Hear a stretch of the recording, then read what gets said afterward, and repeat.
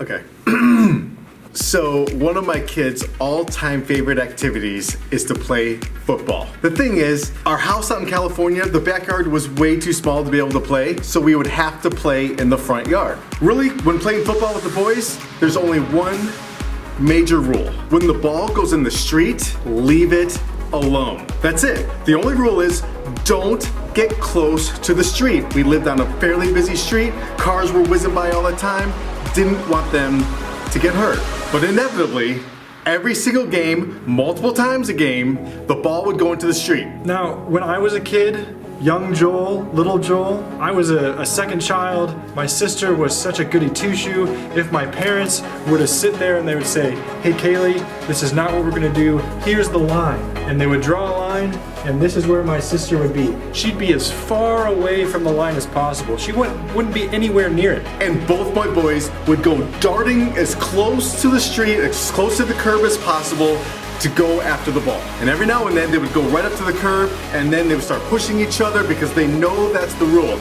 Don't go in the street, it's dangerous. Until one time, my younger son, Benjamin, he accidentally went into the street a little too far. But then here I come along. I'm this new rambunctious kid, and when my parents, they would draw this line, young Joel, little Joel, this is where he would be, right here. And what I would do is I would stick my foot right across that line just to see if my parents would notice. His older brother Noah was looking out for his younger brother Benjamin, and so he went to the street, grabbed him, and pulled them back.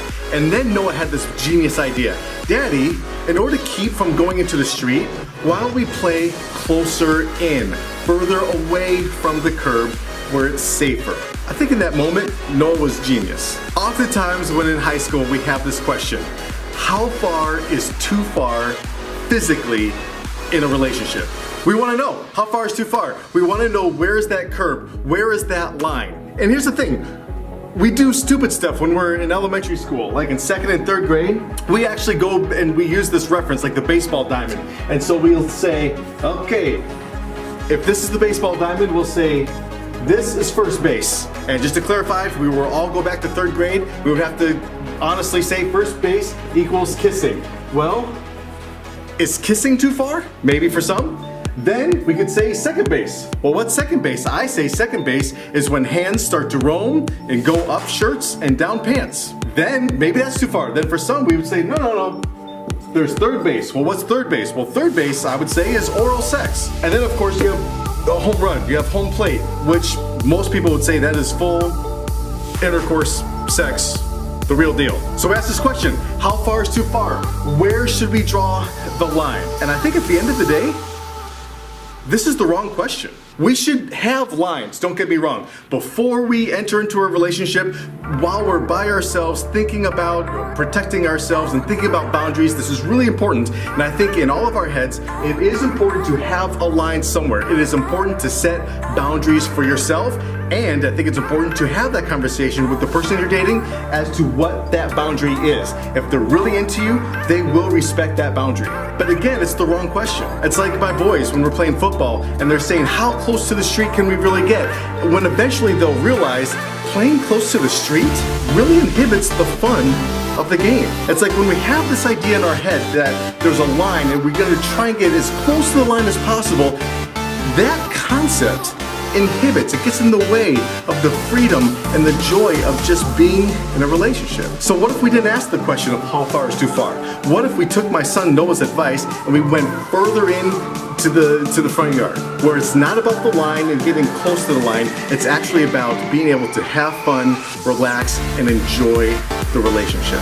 We shouldn't be asking how far is too far, because when we ask how far is too far, we're asking how close can I get to that line? And the closer that you get to that line, the easier it is for you to stick your foot across that line. In the Ask Bible study, we've been talking about Adam and Eve.